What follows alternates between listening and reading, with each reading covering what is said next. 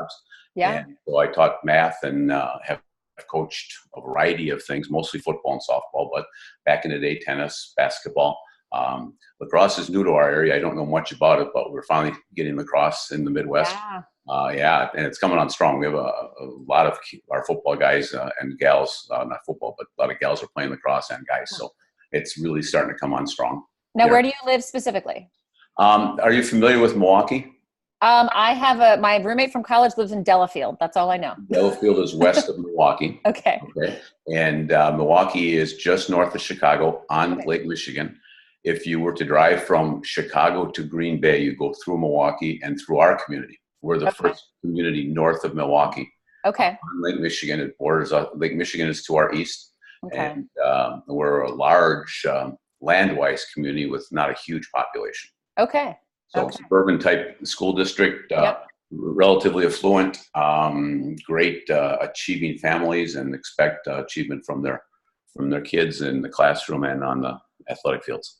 That's fantastic. Yeah. I'm sure that they explained to you that we don't actually have a chapter in Milwaukee yet. Correct. In that area. So we actually do have another trainer that's in the Milwaukee area. I can't think of the name of the town that she lives off the top of my head, but I mean, it's growing. And so I think that's exciting to be on the ground when things are starting to grow. One of our national staff actually lives in Wisconsin, and he's always trying to get more workshops up there. So it's great to know that there's good people up there. It's interesting because I was down at a USA football training clinic at Hallis Hall in Chicago, and John in Chicago put on a PCA presentation for the first 30 minutes of our USA football clinic. Yeah. And I said, wow, that's pretty cool. This is the exact same things we're doing at USA football, and we've been doing in our program and in softball forever. This is really right up my alley in terms of what I wanted to learn more about. I've retired from the math classroom, so I'm lucky enough to be able to still coach football, which keeps me going. But looking for great things and positive things. That's why I'm a trainer for USA football. Okay. And being a trainer for USA football means we train youth coaches. Yep. We train youth coaches to become a little bit less like Friday Night Tykes, the cable show, and less like the old holler at them for everything type of thing.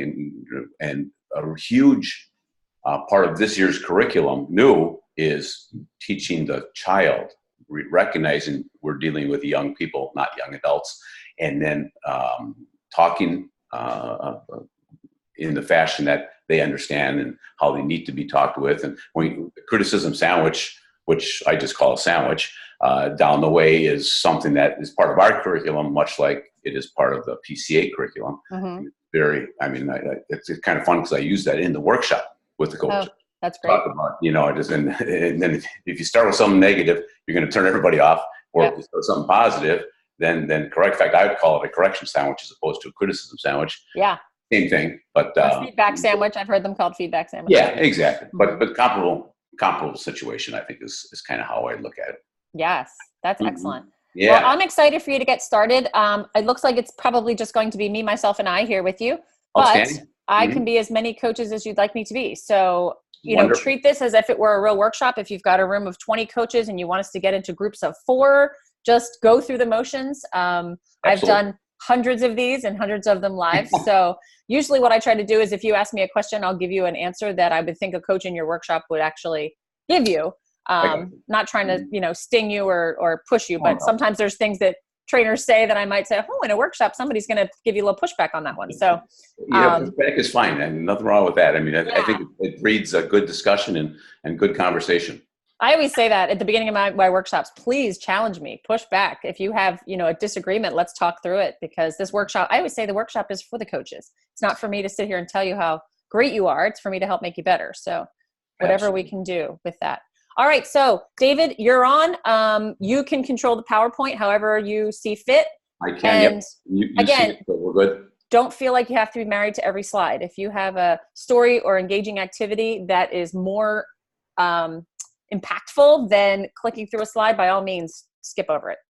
Thank you. I appreciate it. Well, good morning. It's great to be here. Thanks for coming. I strongly believe in our workshop today.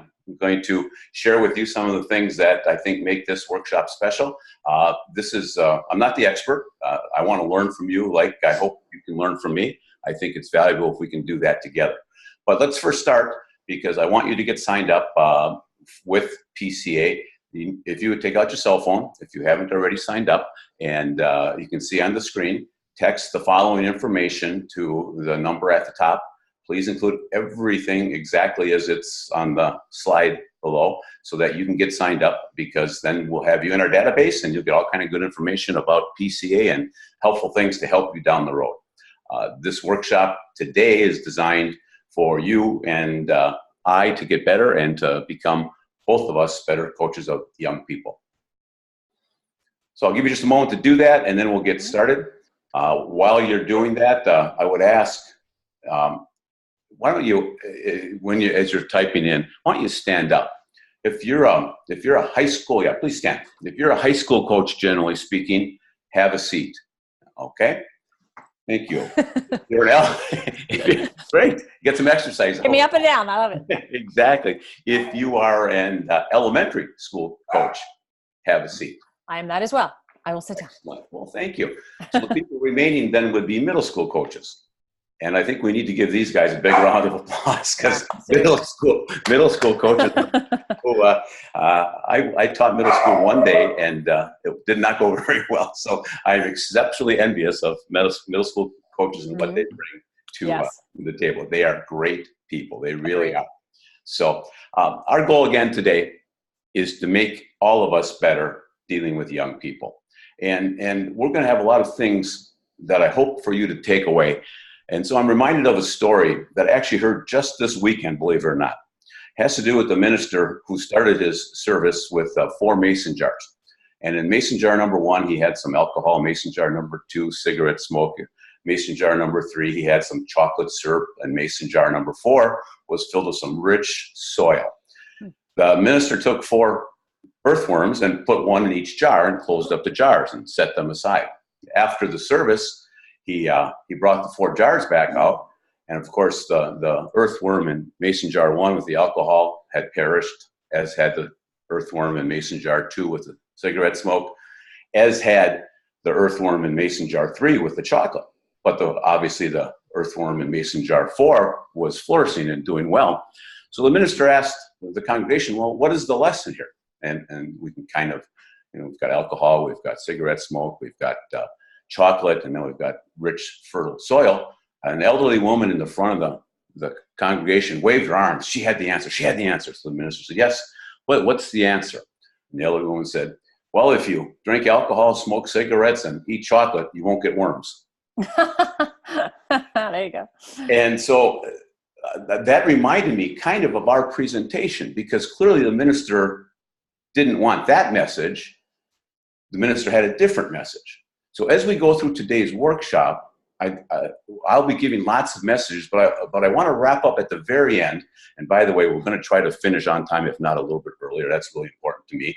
Hopefully it's important to you. But I want to finish up making sure the takeaways that I'm hoping for you to get, you're able to communicate back to me. I've got a couple of ideas how to do that, but that's going to be our final thing, hoping that the takeaways will come back for both of us.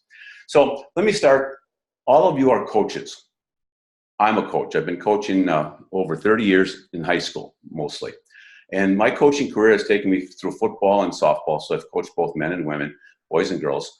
And it's something that I really am passionate about. My passion for coaching is just tremendous. I absolutely love it. My day is exceptional at the end of the day when I get to hang out with young kids. It keeps me young. And I want to start today by saying to all of you who are coaches, thank you. Thank you for what you do. I genuinely, as a high school coach, if our middle school people turn guys or gals off, I don't get to see them in high school. They quit, they leave. And so from the bottom of my heart, what you do is really, really important. And so I thank you. And I want you to keep doing what you're doing because it keeps me going and keeps kids coming our way. So please keep up the good work because what you're doing makes a difference for our kids, and that's important. With that said, I'd like to start today's workshop with the following thought. Think back in your life to a mentor or a leader. Doesn't have to be a coach, but a person in your life who has really helped you get where you're at. Might be a coach, might be a clergy member, might be a teacher, might be grandpa, grandma, uncle, aunt, mom, dad, brother, sister, can be any, or somebody else, friend's parent. Think of a person in your life who has got you to where you're at, who's brought you along, who has really been that leader or mentor for you. Write that person's first name down.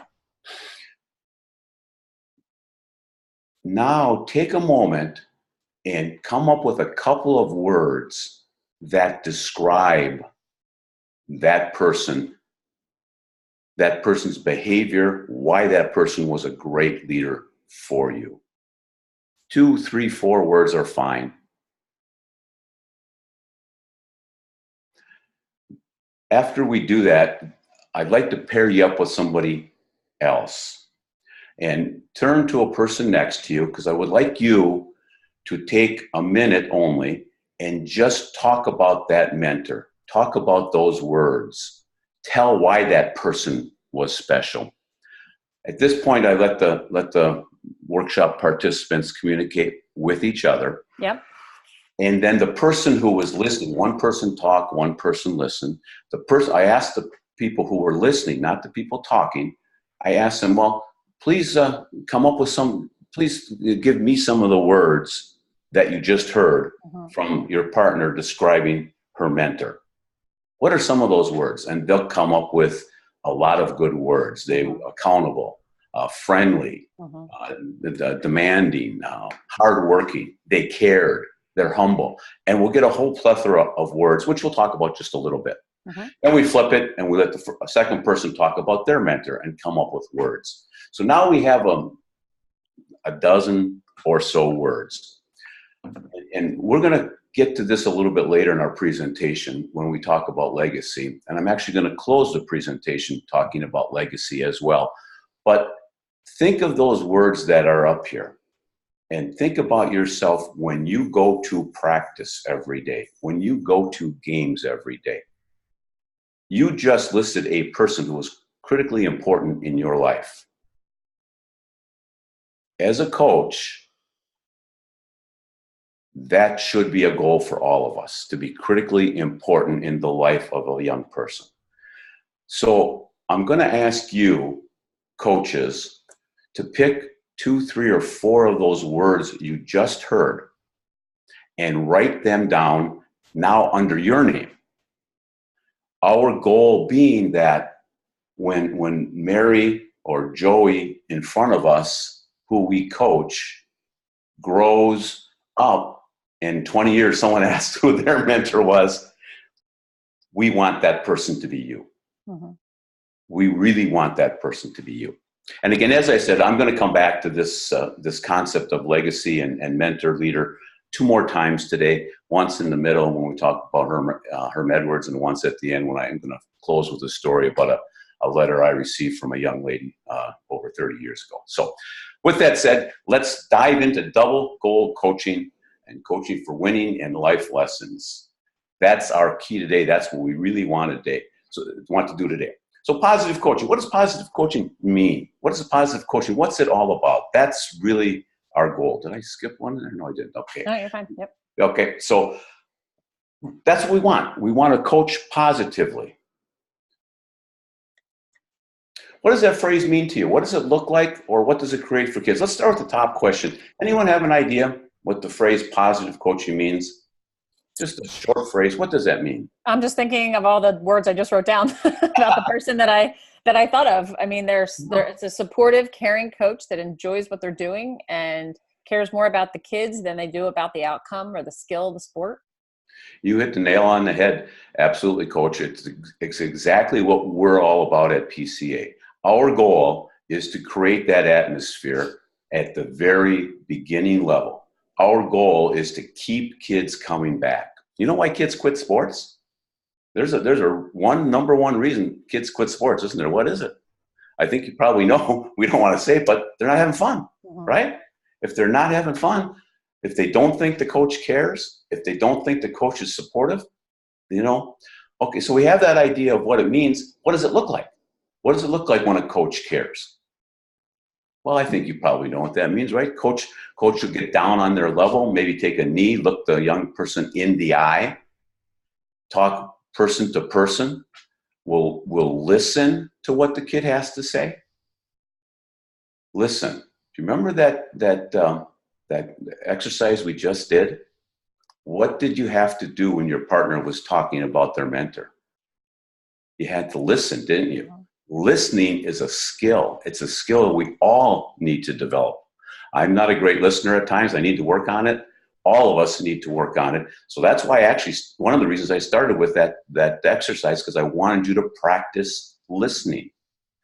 A good friend of mine who was a Division I basketball coach at Virginia Tech taught me that. When he used 3-4 words, he said to his players, listen with your eyes. Think about that. And that when I say that, I ask, I tell them, write that down. Steal that. Write it down. Listen with your eyes. That coach is Buzz Williams. I don't know if anyone know who Buzz Williams is, and somebody will remember, oh yeah, he's at Virginia Tech. He was at Marquette. Oh yeah, you're right by Marquette, aren't you? Yeah, I am. In fact, Doc Rivers, we'll get to him in a minute. But Buzz Williams taught me, listen with your eyes. And I went to one of Buzz's practices one day, and he had all his players running for 2 hours. They were hot, sweaty. He said, Coach, you got 2 minutes. Talk to my guys. For 2 minutes, every single basketball player, exhausted, stared at me and listened to everything I said for 2 minutes. They listened with their eyes. So if you take little away, take that away from today. Listen with your eyes. And when we're dealing with our kids, when we're dealing with young people, and they're shorter than us, when you listen, get down on a knee, look them in the eye, nod your head, be positive with them. It's a great way to create a great atmosphere that supports great performance. Make sense? Yep. Love it. All right. Elite coaches. Boy, we got 8 of them here, I think, and we're a variety of sports. We have Bruce Bocci, I believe he's baseball, and Janine Tucker is an outstanding lacrosse coach. Steve Kerr, Golden State Warriors. Dusty's a baseball guy. Underneath, Julie is a soccer superstar. I mentioned Doc Rivers, played basketball at Marquette. Steve, and coached in the NBA. Steve Young, NFL quarterback, and Brad Stevens from Butler University, now with the Boston Celtics. These guys are all part of our national board. These guys these guys and gals are people that believe strongly in our message. They are there. They believe it. They want to go forward and do it. Okay. What makes a great youth sports experience for kids? Well, I think we kind of already answered that, haven't we, a little bit? So I think, if you'd like to add anything, feel free. I'd give you a second to talk about that. But I think what makes a great youth sports experience is all of the things you volunteered a few minutes ago. And that's our goal at PCA. How do we measure that? How do we tell if it's a great experience? Well, we're going to dive into these 3 areas in a little bit, but I'm going to touch on them briefly. Feeling connected. Can you tell me what it means to feel connected? What does that mean? Anyone have an idea how a player feels connected? What does that mean? I would say that I think they feel a sense of belonging to the group. They feel it's a safe place where they can have friends and, not be judged. So I'm thinking more of like an unconditional acceptance of them that would help them feel connected. And I think just where, people are all on the same page. I think you hit the nail on the head. They feel safe is a great way to say it. They don't mind sharing their opinion. They know their opinion will be respected. Feeling connected means they feel good about the team that they're on. They feel good about their coach. They know that they are accepted, and that if they make a mistake, they're not going to be booted or expelled to the bench or something like that. So we want players to feel connected. We're going to talk about all kind of tools to help you keep and get players even more connected. How about improve? How would players say that? How do players improve? I think for me, my players feel improvement when they can do something today that they couldn't do yesterday. It's that simple. It is so true. Just a week ago, I had a player walk off the field crying, a football player, crying. And he had been in children's hospital with a horrible virus. He was put back. He'd worked really hard to be ready for the season. He had been put back a number of weeks because of this awful virus that he had. He spent the night, luckily, a great hospital, evaluated correctly, and he's on the road to improvement. But he was frustrated, and he wanted to be right back where he was. It doesn't work that way. And so your answer, Kelly, to be a little bit better today than you were yesterday. You can't measure yourself by your teammates. You measure yourself by yourself. Are you better today than you were yesterday? Because tomorrow you're going to get better than you are today. So little steps and a little bit of improvement every day. And we walked down, I can still see it. We walked behind the stadium. We're walking arm in arm, believe it or not. Here's this 65-year-old grandpa walking arm in arm with a high school kid. And it was all about, hey, we need to improve a little bit better today. And finally, integrity. This might be my favorite of the first two are really important. Integrity is so critical. We're going to talk about integrity and basically that means doing things, Kelly, how? The right way. The right way, exactly. Doing things the right way. I mean, we have rules, of course, and then there's rules, and then there's rules, and we want to abide by all the rules. We want to follow them accurately. We want to do it the right way. What happens if a player is connected, if a player is improving, and a player is practicing and playing with integrity? What happens if all three of these things get going? What do we have then? What happens? We have a team I want to coach. Exactly. We have a team that you want to coach. We have a team that the players can be proud of, the players' families can be proud of, the assistant coaches on your team can be proud of. Everybody will make an improvement, including the coach. I mean, we aren't in this, we're in this to watch and learn and observe and see development, but we want to feel positive that our kids are improving too. So these three areas, and again, we're not going to go into it a whole lot right now, but being connected, we have an emotional tank. We're going to show you how to fill an emotional tank, much like a gas tank. We're going to improve with the Elm Tree of Mastery. And then again, integrity, we're going to honor the game and show you how we have a great acronym for that called ROOTS. Rules, opponents, officials, teammates, and self. Those things are all going to be part of today's conversation. So good stuff coming up. When we did our exercise at the start, we talked about who was that mentor, who was that person that really was the guy for you or the gal for you. Who was your leader? Who was your mentor? We have a great video about Herm Edwards right here talking about what it means to make a difference. And so we won't play that right now, but we will play that. Herm's a good man. He gets it. He's part of our national advisory board along with those elite coaches we had shown you earlier. It's a situation where, hey, you get one shot at this. Who's going to remember you? Are you going to be that person's mentor down the road? And again, I'm going to return one more time at the end of our day and tell you a little story about a young lady. Here is who we are. The double goal coach. What does it mean? Well, I've been coaching football for 30 years now as a head coach. The players, the parents, we strive to win. We work pretty dang hard to win. But more importantly, we're teaching our players, trying to teach our players life lessons. We want them to be successful on the field, but more importantly, I want them successful in the classroom. I want them successful in the hallways. I want them successful in the community. Those are the areas, I think, that last a long time. They aren't going to remember, the score of the homecoming game or this or that win or loss, but they are going to remember if they were taught with integrity, if they were taught to care about someone who was a little less fortunate than they were. Those are the lessons that they will remember down the road. So our goal at PCA is to teach you to win. We're going to throw that out, don't worry. But we also want you to incorporate life lessons into your curriculum, into your practices, into your season.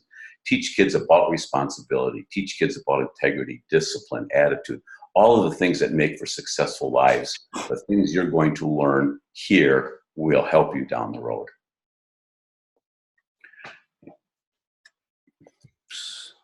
I think we're at about the end of the 21 slides. Does that sound right? Yeah, go see what the next one. Yep. So those are the two more. Yeah. Yep. Okay. So this is our first principle, and this would be the next part of the communication. That would be that. So how would you transition from the introduction into the first principle? I would transition by saying, okay, now we have a concept or a foundation of how we're going to do that. Now I want to share with you and pull from you some principles to help, some tools to help you do the things we talked about, to be a more positive coach, to be a more life lessons coach than perhaps we were previously. One of the things I like to do is share mistakes I've made.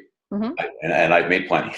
And so it's easy to find that. And I haven't always been as filling of the emotional tank mm-hmm. as I should have been or could have been. And so I would, as we go through the principles of filling emotional tank, elementary, and honoring, I would come up with examples that, boy, I wish I had done that differently. Yeah. I made a mistake. I mean, and those kinds of things, I think, show the audience, show our participants that, hey, the dude up there is not perfect. Yeah. He wasn't perfect. I mean, and he's not lecturing at us, but he's sharing with us so that we all can improve. Because I think if you lecture at folks, that doesn't work very well. So that's why I think one of my answers even back when was, I want to draw out of the audience, mm-hmm. the audience to be a part of the conversation rather than me talking to the audience. Yeah, absolutely. Thank you, David. All right, perfect timing. I'm very impressed. I'm a time stickler, and you did a phenomenal job. No, that was great. I appreciate that. And Ruben Nieves, I don't know if you got to meet Ruben on your. I did. We did it. Yeah. So I have a couple comments that I know he would give, and the first one, fantastic job. First of all, let me say I really enjoyed. I just enjoy your demeanor. You can tell that you're a seasoned coach, but you've been doing it for the right reasons, and you have kind of a quiet passion, which I like. Some people have like a over the energy passion, and you can tell you're doing it for all the right reasons. The one thing I think Ruben would call you out on is this is a workshop, not a presentation. You said the word presentation a few times, and it's hard. We get a lot of coaches like yourself that are coaching for USA football, USA lacrosse, USA hockey, and they are presentations and they're clinics or their classes. And we want ours to be different, to stand out, because we do, instead of like a presentation and an audience, we call them participants, because we want to really set that goal that you are participating in this.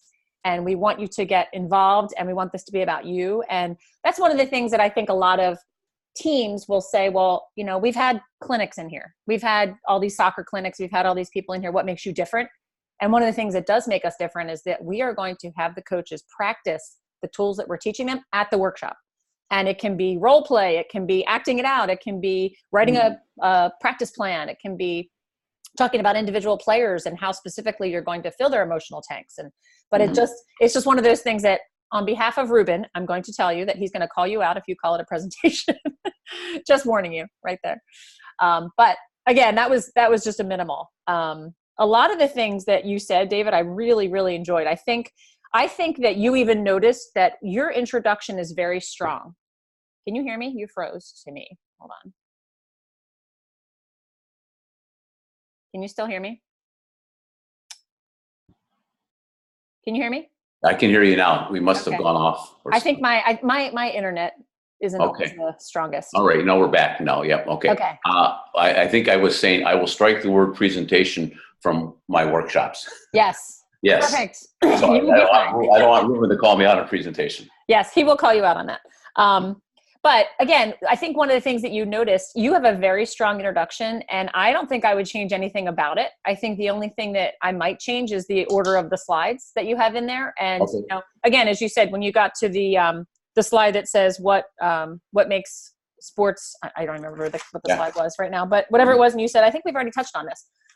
When it's your own workshop, take that out, because you have already touched on it. So, again, the slides are for visual learners, but they're also to assist you. You're not to assist the slides. So if you find that, some of your stories and some of the things that you said, I think you could take out a couple of the slides that are really not necessary, because you hit that by having me write down my mentor and words to describe my mentor. I think that is so much more impactful than looking at a slide and reading, connection, noticing, the reason we actually put more information on the slides than you will ever need to know in a workshop, so that if whatever you're going to be doing in your workshop, if that can aid you in that, use it. If it can't, then, skip over it. Gotcha. So it's more than you need. And sometimes as trainers, we want you to do these activities. We want you to get people talking.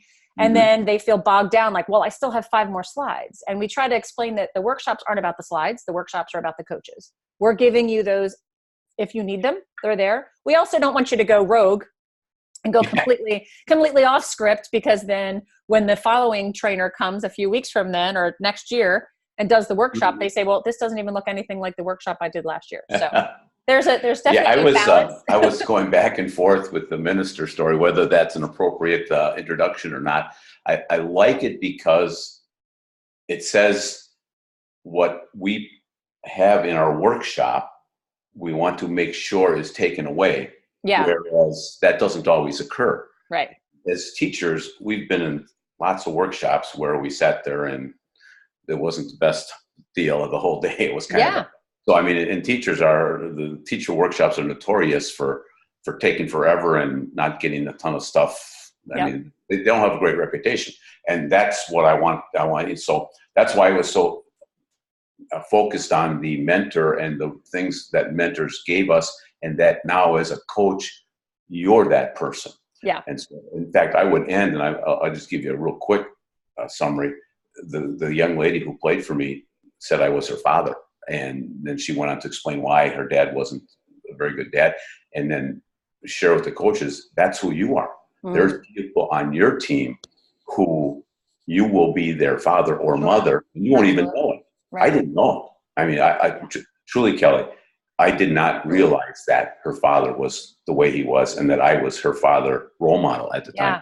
And I'm like, oh my gosh, I was blown away. Yeah. And it's a powerful way, in my eyes, to close a presentation, because then you send the workshop participants home, and they go, wait a minute, I have that kid on my team. Yeah. I'm not sure which one it is necessarily, but I have it, and maybe more given today's society with single families. And so that's why I really like starting it and ending it with kind of the same thing.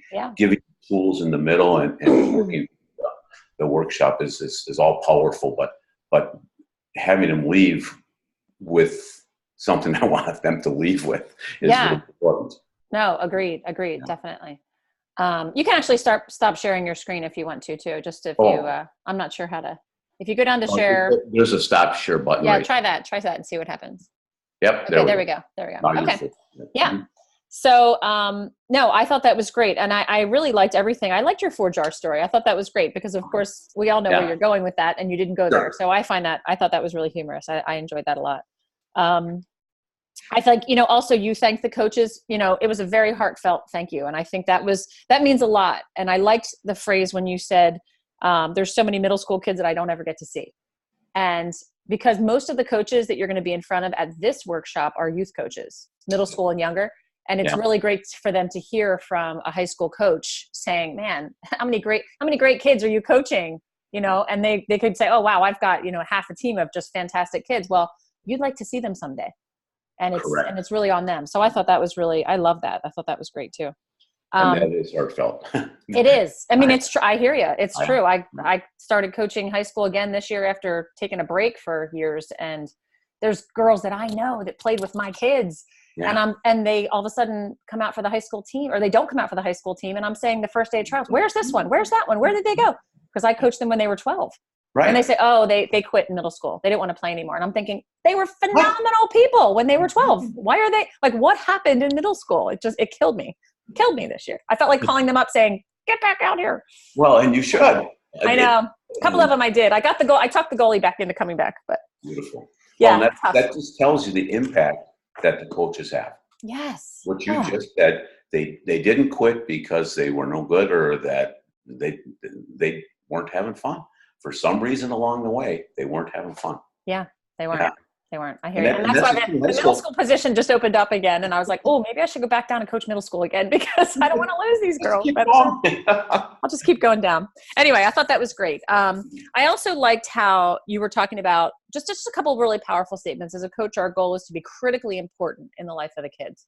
And I thought that was really great because I think the beginning of this workshop is our goal. This is the teaser, the importance of what we're doing. And I think those first 20 minutes of this workshop, if you can get those coaches to really sit back and think about, wow, what I'm doing is really important, because you're going to have a lot of coaches in the room that are voluntold to coach because their kids don't have a team. Here's a bag of balls. You're now the coach. And they haven't even given a thought to the importance of it and the power that they have and the influence that they have as a coach. So I think anything like that, I think was wonderful. And then I like how you also had me think about what words, I was thinking of what words do I want somebody to write down for me? And I think that's I've done that a lot, but just the way you phrased it, I thought that was really great too. I like also how you added what does it look like and what does it create positive coaching. I really liked that addition to it. I thought that was fantastic. And the practicing listening, that's something I always do at my workshops, especially with my athletes. Yeah. I have the athletes say, okay, what did your partner share? And they're like, I don't know. Okay. And I do it with coaches too. And I tell the coaches, we're going to teach you some coaching tips. One of the coaching tips is to start having your players listen to each other. So, I thought that was great too. That is so critical. We do that in our leadership team. We have a leadership development off season, and we work real hard on leadership development strategies. And one of the key strategies is listening. Yeah. How to listen. It's true. And I also tell the coaches, and I remind the coaches too, like we're in the I generation. The kids all want to talk about themselves. So anytime you can get them to talk about another person or noticing things.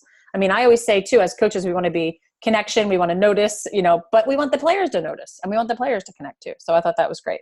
The elite coaches slide, just to let you know, and I'm sure you do know this already, but one of the things we put up there, just 8 of them. If you are in an area where there is someone on our national advisory board that's more local to your area, feel free to swap out a picture. Gotcha. Because that's just a quick blurb. Or if you're doing, softball and you want to pull in some softball or water polo or whatever it is, you do have on our website, there's 120. Yeah. So feel free to swap in and out anybody that you need to. And if I like Doc Rivers because he's a local, he went to Marquette University right in town here. Right. So that was a real positive. Yeah. And we do have some versions. We have a basketball version. We have a baseball version. We have a soccer version of this workshop where we did swap out pictures, but I just want to give you the liberty to feel free to do that. Okay.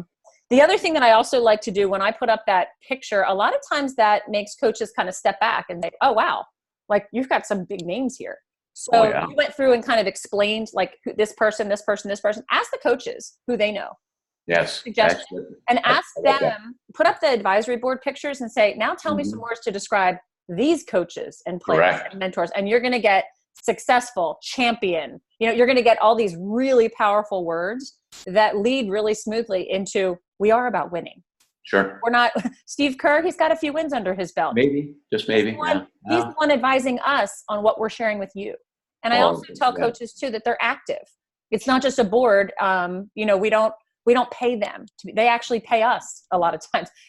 Phil Jackson pays us a lot of money in donations. Wow. Yeah. So it's something that pretty successful. Yeah. And they're choosing for the same reason you said, because they want to have good players on their team someday too. So they're choosing to share their messages with us. And a lot of them, it's just really cool to see how many of them volunteer time at our events, especially in the Bay Area or wherever they are. We've got these national advisory board members that will volunteer to spend 6 hours at a youth clinic on behalf of PCA, which is really, really cool. That is amazing. For them to do that. That's just a character though. I mean, Phil Jackson's character, or Steve Kerr, Doc, those guys. I mean, Julie, though, I saw Julie, one of the videos I was watching, she interviewed Carol Dweck. Yeah. Professor Matt. I was there. I was in the audience that day. Were you really? Yeah. I saw the video. They sat down and they just talked. And Julie was so good because she let the Professor Dweck do the talking. Yeah. She wouldn't even direct her. She would kind of maybe steer a little bit, but it was all about the research and the continuing research that she's doing. I mean, it was pretty cool. Yep. It's excellent. So one of the things I put down a couple times for you, David, was ask, don't tell. And I think that's something that we all fall into, especially as a teacher. Anything that you can ask the coaches how familiar they are with something or what they know. And then again, if you need to add a little bit, you can, but it just keeps us a little more engaged. There were a few opportunities where I thought, he could have asked rather than. I could have. You're right. Even the life lessons, when the Venn diagram came up with the winning and the life lessons, you rattled off a whole bunch of life lessons. In my workshops, I have a little Nerf ball and I toss it around and I say, I want 10 life lessons, say one and then toss it to the next person. And it's so quick. It's like resilience, teamwork, commitment, time management, blah, blah, blah, blah, and it's just a quick, easy energizer, everybody on your feet, toss the ball around, and you've got better life lessons than you would probably come up with. You're so right. Yep. So that's another suggestion for you. I also like the way that you brought the life lessons into the community. You know, I want kids to win in class. I want kids to win in the hallways. I want kids to win in the community. And I think that's something, again, that I once heard a trainer ask, I think you saw this on my videos. I like to line the coaches up in the beginning by experience level. So this trainer adapted that and said, the one thing that I like to do is I take the most experienced coach, who in the room is usually the one to the far right. How many years have you been coaching, sir? Well, I've been coaching 37 years. Great. In those 37 years, can you estimate for me how many Division I athletes have come out of your program? And he might say, I don't know, 25. Right. Okay, great. How many athletes do you coach every year? Well, I coach about 40 every year. So for 40 years, you've been coaching 40 athletes a year minimum, 1,600 athletes, and 25 of them have gone on to play Division I. So, I mean, just to do the numbers and then say, okay, how many of them have gone on to be pro? And, you know, the coach might say 2 actually ended up playing pro. Okay, so 2 out of 1,600 have gone on to play pro. What about the other 1,570? Where have they gone on to?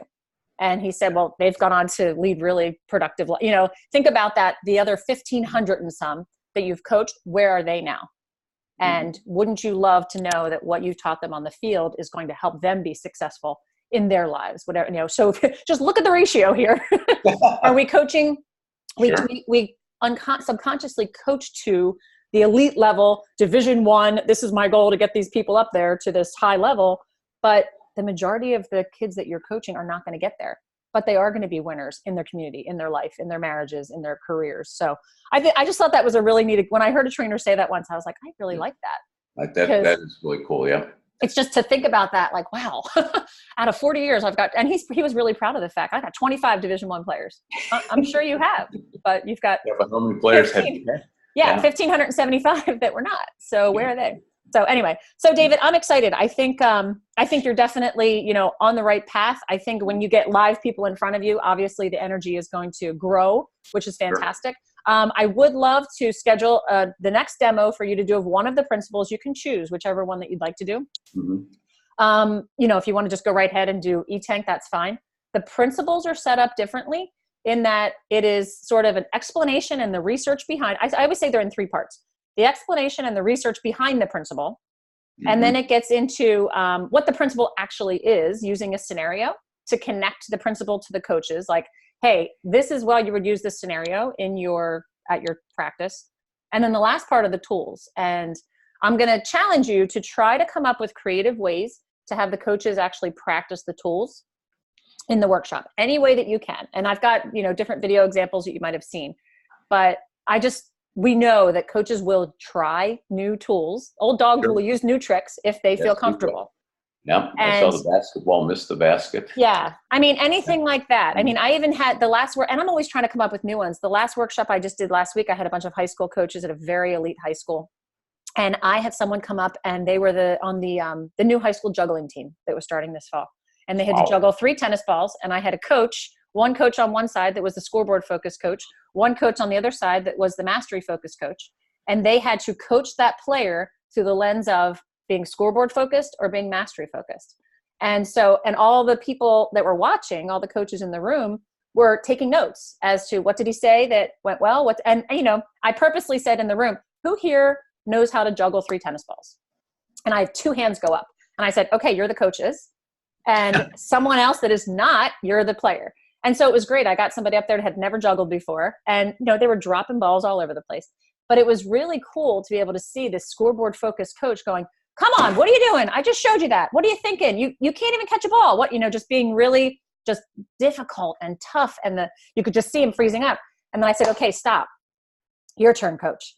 And the mastery focused coach was like, you're doing great. I really like what you're doing. Let's break it down. Let's take one ball at a time. Your height on your ball is excellent, like truthful, specific, effort goals. It's okay. You know what? You dropped the ball. It's okay. We all drop a ball. Why don't you just try it with 1 ball? Why don't you try it with 2? And then I just stopped and asked the player, who was the juggler, how do you feel when you're being coached with a mastery climate? And I also said too, mastery coaches don't have to dial down on intensity. We still want you to be intense. It doesn't matter. The volume of your voice isn't what's important. It's what you're saying. And so, the player was able to sit there and say, when he was coaching me, I was nervous. I was afraid. I was so scared I was going to drop the ball because I was going to get yelled at. And when she was coaching me, I was like, okay, it's okay that I'm dropping the ball. I'm going to get a little better every time. This is what I've learned, So it was I just pulled it out there. I tried it, and it was just and I'm going to do it probably at a lot of different workshops because it was a really easy way. I was even thinking with emotional tank, you could have one person draining the tank and one person filling the tank while you're learning to juggle. Yeah. And you could just see the tension when they were getting yelled at, and you could see them trying when they weren't. So that was just a quick example, but anything that you can do to get coaches, I always, great way to practice the tool, sure. Right. I use the phrase that you can't teach somebody how to ride a bike in a classroom, and it's the same thing with coaches. We can't teach them to coach by telling them how to coach. They have to really put players and drills into practice and how they could actually do it. So that is it. That is my advice. I'm excited to see you do the next one. Okay. And we'll get a couple more people on next time. I'll give them a little more warning. That was my fault. Not to worry. Not to worry. It's an honor to be able to work with the top and learn some things that I need to improve upon.